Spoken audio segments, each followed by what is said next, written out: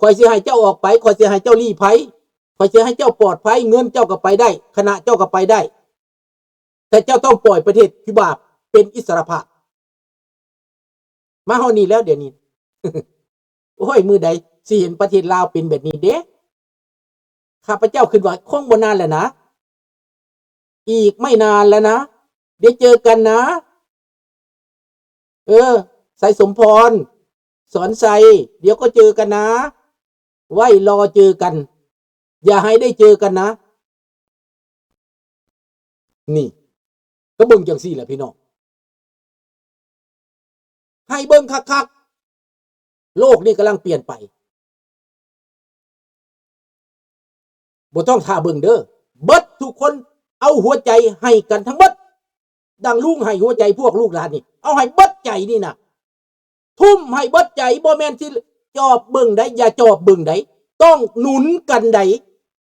คือลุงนี่ก็ฮู้จักแล้วเด้พวกเจ้าก็ฮู้เลยเด้เป็นสายใด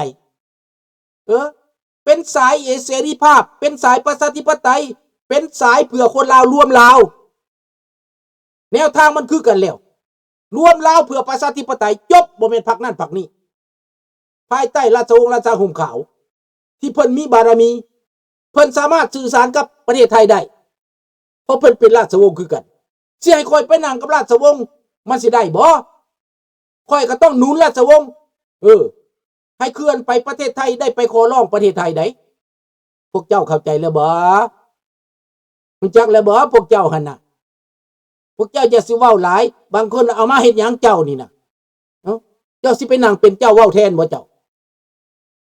ถามว่าเอามาเฮ็ดหยังเจ้าว่าซั่นก็เอามาแบบนี้แหละเอามาแบบให้เสมอกันนี่แหละเห็นบ่พระเจ้าชีวิตลาวกับพระเจ้าชีวิตไทยสมัยก่อนรอ9กับพระเจ้าแผ่นดินลาวเพิ่นเว้ากันสบายเพิ่นนั่งสดยกไหว้ตามกันเสยเฮานี่สิไปนั่งตามนำเพิ่นได้บ่ล่ะพวกเจ้าก็เบิ่งนี่ดูพวกเจ้ามีหยังสิไปนั่งเฮ็ดได้คิดแน่สมองนั่นน่ะไว้เฮ็ดหยังคิดแน่อันประโยชน์น่ะมันมีประโยชน์ได้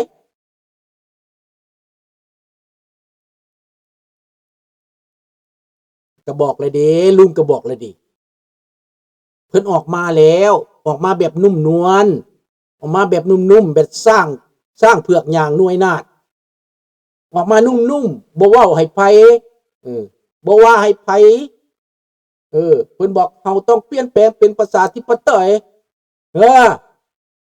แก้ไขปัญหาบ้านเมืองถูกต้องปรองดองเพิ่นเว้าเลยดิสิให้เพิ่นเว้าหยังอีกพวกเจ้าสิให้เพิ่นกล้าปากโป้งหยังหลายลุงสุนทราเว้าพอแห้งแล้วพวกเจ้าก็ฟังติเป็นหยังลุงจังเว้าเพิ่นแต่งตั้งลุงให้เว้ามีศาลแต่งตั้งให้เว้าแล้วพวกเจ้าสิอยากได้หยังอีกพวกเจ้าหาหยังอีกมีการเปลี่ยนแปลงแล้วพวกเจ้าสิได้ประโยชน์พวกเจ้าบ่เอาสิได้ค้าได้ขายได้ทำมาหากินได้อยู่ดีกินดีได้ไปมาหาสู่แบบมีเกียรติศักดิ์ศรีพวกเจ้าบ่เอาหรือสิเอาตีนเหยียบปากไว้คู่มือแก้วเหยียบปากไว้คู่มือพวกมีอำนาจเหยียบปากพวกเจ้าไว้คู่มือพวกเจ้าสิเอาแบบนั้นบ่เอาแบบนั้นอยู่ไปแบบนี้คนลาวนั่นก้มหัวก้มหน้าก้มตาอยู่แบบนี้คนลาวน่ะอยู่ไสเกียรติพวกเจ้าอยู่ไสไอ้ลาวนอกเด้สิคานเข้าเมื่อหาทูตให้ทูตข่มขู่เลี้ยงทูตเพื่อจะได้เลียไปเลียทูตได้หยังหนีตายแล้วยังไปเลียเขาอีกเลียได้หยังกลับเมื่อได้ความปลอดภัยบ่เขาพอใจกันอยู่ได้เขาบ่พอใจกันอยู่บ่ได้มีเรื่องมากเขาหาเรื่องใส่จะสิเอาบ่แบบนั้นอยู่แบบนั้นก็ซ้ำตายหั่นแหละคันซั่นข้าพเจ้าก็บ่หนีแหละเป็นหยังจังหนีคนลาว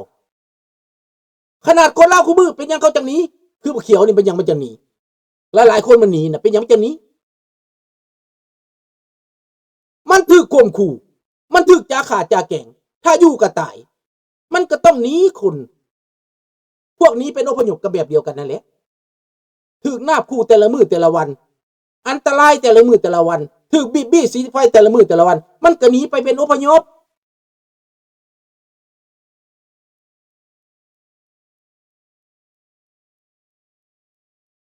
แม่แล้วคนที่บ่รักพระเจ้าแผ่นดินนึง ก็คือที่คนรบล้มจากพวกคอมมิวนิสต์แล้วมีนิสัยจากลาวแดงสอนให้เว้าแม่นแล้วอันนั้นถูกต้อง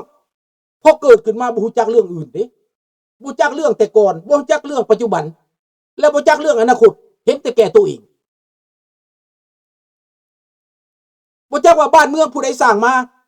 คิดว่าบักแก้วหัวขอดว่าสร้างประเทศลาวให้เจ้าถามแน่คนลาวทั้งประเทศหั่นนะพวกสูว่าแก้วหัวขอดนี่ว่าสร้างประเทศให้สูน่ะขี่ข้อสร้างข้อมาปกป้องประเทศชาติบ้านเมืองให้มีแผ่นดินลาวตอนนี้ล้านสร้างห่มขาวไว้นี่น่ะแม่นบักโฮจิมินห์ว่าถามแน่แม่นบักไกสอนว่าถามแน่บักไกสอนก็เป็นผู้หนีมาจากเวียดนามมาอาศัยประเทศลาวบักคำไตก็เป็นผู้หนีจากเวียดนามมาอาศัยประเทศลาวมันทรราชมันทรยศเป็นบ่ล่ะหลอกบักสุพรรณวงศ์ไปเป็นเครื่องมือแล้วเป็นแนวใดแล้วลูกชายบักสุพรรณวงศ์อยู่ฝรั่งเศสนั่นหูแตกมึงฟังเอาไว้มึงสิว่ามึงเป็นดีวะแม่แก้วพ่อแก้วสอดลาวสุพรรณวงศ์แก้วสอดลาวเกิดกันอยู่ในคอกม้า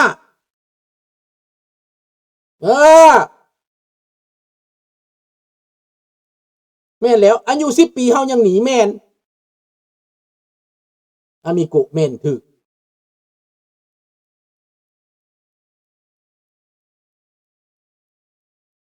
ดังนั้นมันบ่ยากถ้าคนลาวเว้าเป็นเสียงเดียวกันดังทั่วโลกพวกเจ้าอยากรู้จักว่าแผ่พลังของเจ้าอยู่ไสพลังของเจ้าคือความสามัคคีคือความคิดเป็นหนึ่งเดียวเห็นบ่ประชาชนอิหร่าน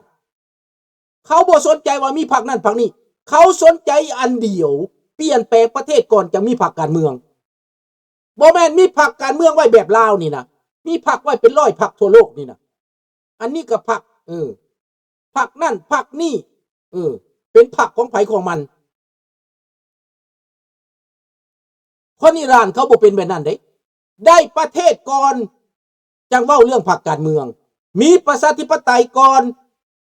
มีรัฐธรรมนูญก่อนสร้างรัฐธรรมนูญมาก่อนจังมีพรรคการเมืองเขาบอกแก้ไม่ทางป่ายคือลาวเด้ลาวเฮานี่แก้ไม่ทางป่ายย่านแต่บ่ได้หน้าที่ย่านแต่บ่ได้ตำแหน่งตั้งกันไว้ก่อนแหละข้าพเจ้านี่นะมาตั้งให้ข้าพเจ้าเป็นข้าพเจ้าก็บ่เอาคันตั้งให้เฮ็ดเรียกคือราชวงศ์เพิ่นตั้งข้าพเจ้านี่นะเป็นตัวแทนเป็นปากเป็นเสียงเป็นผู้เว้าผู้ว่าเป็นผู้สื่อสารมวลชนข้าพเจ้าเว้ารับหน้าที่แทนเฮ็ดตอบสนองเจตนารมณ์ของราชวงศ์ราชสร้างของเขาข้าพเจ้าเฮ็ดแต่สิมาแต่งตั้งให้ข้าพเจ้าเป็นนั่นเป็นนี่เป็นรัฐมนตรีเป็นรัฐบาลแบบคือบางคนแต่งเป็นรัฐบาลจนตายไปหั่นน่ะข้าพเจ้าบ่เอานั่นแต่งขึ้นมาขัดขวางมั่วแต่งขึ้นมาขวางโลกหั่นน่ะบ่เอาแบบนั้นน่ะ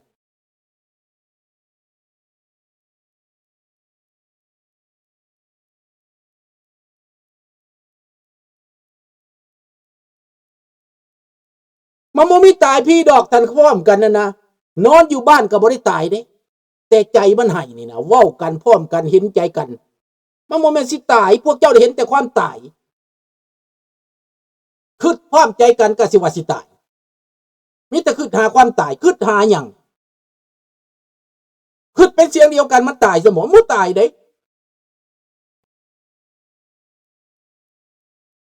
พวกเจ้าเข้าใจผิดที่ลุงเว้านี่นะคิดว่าสิไปเอากองทัพไปตีเขามันบ่แม่น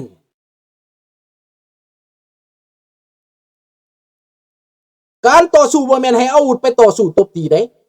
เจ้าเห็นบ่คิวบาเขาต่อสู้เขาบ่ได้เอาอาวุธเด้เขาพร้อมใจกันเป็นเสียงเดียวมีตัวแทนไปเรียกร้องถึงรัฐบาลประเทศที่เขามีประชาธิปไตยประเทศที่เขามีเอกราชเขาบ่ได้ไปสู้ฮอดยามสู้เนี่ยรัฐบาลประเทศมหาอำนาจเนี่ยจับอาวุธใส่มือเจ้าและเขามีกองทหารหนุนให้เจ้าอันนั้นจังแม่น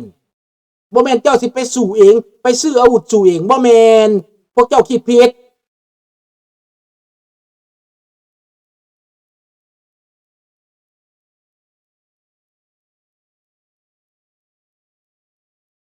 พวกเจ้าคิดผิดคิดว่าต่อสู้ต้องมีอาวุธแม่นไผบอกเจ้าต่อสู้นี่มันเรื่องปฏิเสธความเป็นเผด็จการออกไปปฏิเสธความอายุติธรรมออกไป บ่ฮับบ่เอาบ่กินบ่เฮ็ดบ่ร่วมมือ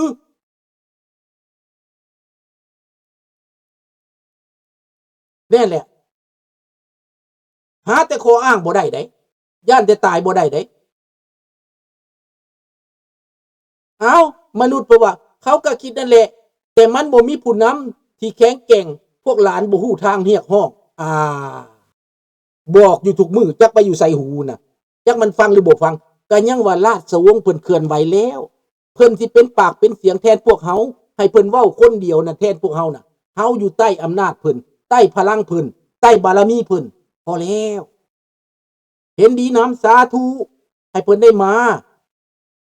เห็นบ่ล่ะ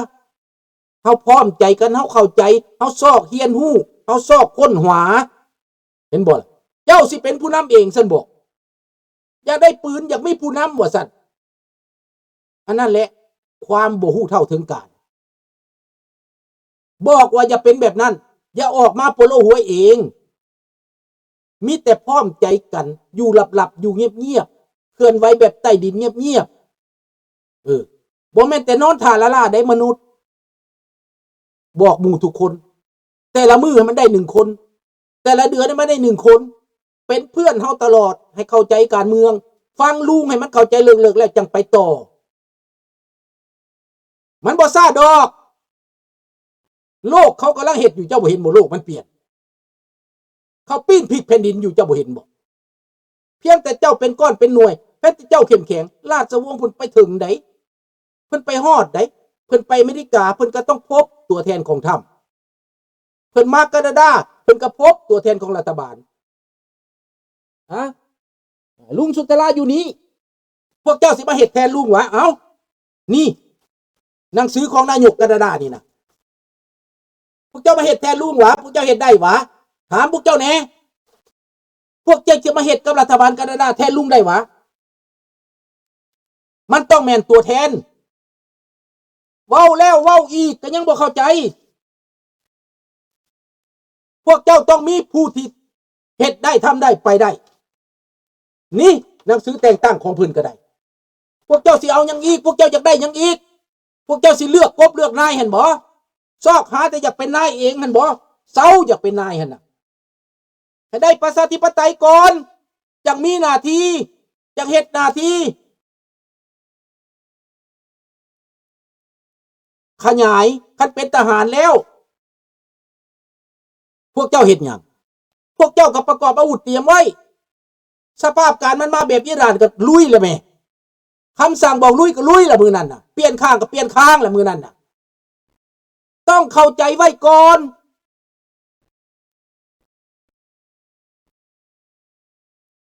แต่คำว่าเห็นดีกับราชวงศ์ก็คือว่า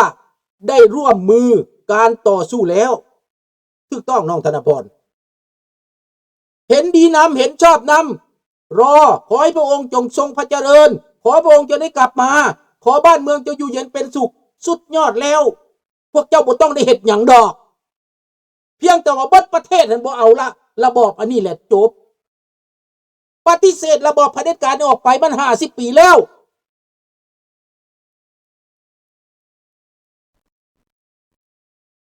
คนเชื่อใจพ่อแม่เอื้อยน้องเฮานี่นะบอกให้ฮู้ความจริงเบิดรอท่าโอกาสนี้ลาวแดงมันรวมมือน้ำเฮาบ่ได้เฮ็ดหยังเฮาก็เฮ็ดน้ำมันบ่ได้บ่เอาน้ำมันไปบ่ได้มันก็ตายรู้จักแล้วบ่